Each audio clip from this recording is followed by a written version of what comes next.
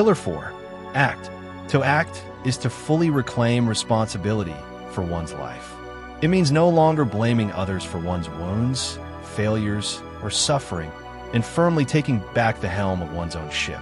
After undertaking a true inner reflection, the human being begins to recognize the illusions, lies, and masks that were built simply to survive. Then comes the moment to choose not merely to survive anymore, but to truly live, to breathe deeply, release the poisons accumulated in both body and mind, and move forward with awareness. Removing the masks we once believed to be our true identity requires concrete action.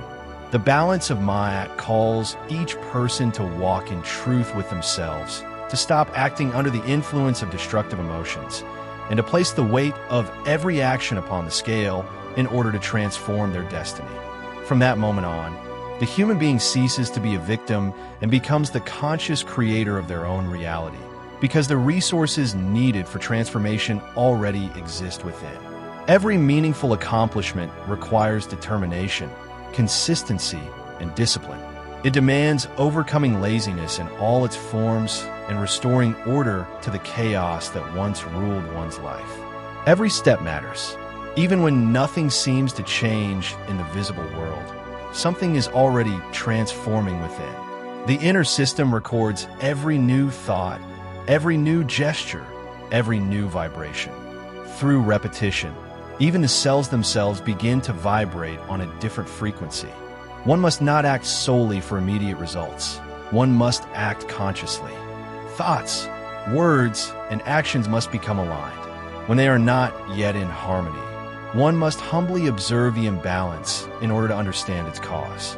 That awareness itself marks the beginning of transformation.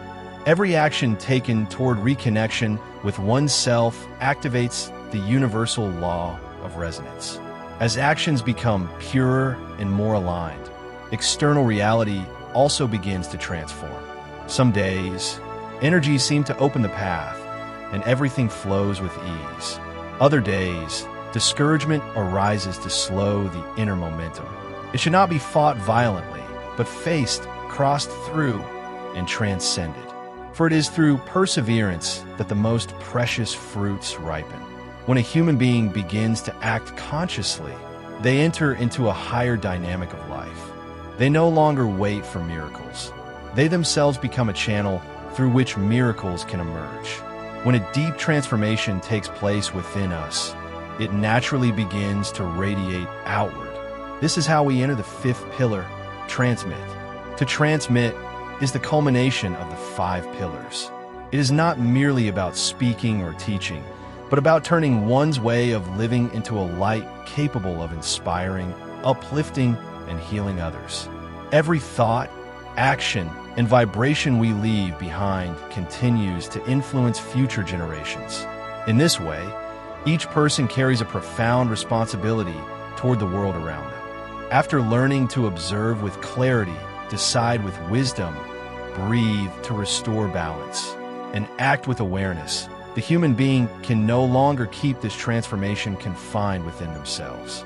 They cease to be a burden and become a living source through which peace, strength, and the energy of life can flow. The philosophy of Kemhet teaches that we are the heirs of a great chain of benevolent ancestors. To transmit requires walking with dignity, so that those who have lost themselves may rediscover the courage to rise again through our example. True legacy does not lie in words, but in the quality of the being we become. No conscious action is ever lost. Every righteous gesture, sincere word, and light rekindled within another soul becomes a seed planted into the future. Transformation cannot be forced. We can only lead by example. Sometimes, the peace we carry speaks louder than words. To transmit does not mean to be perfect. It means choosing, each day, to walk toward truth with humility and perseverance. Often, those who inspire most are not those who never fall, but those who learn to rise again with dignity. When a human being enters this dynamic, life takes on a dimension greater than the self.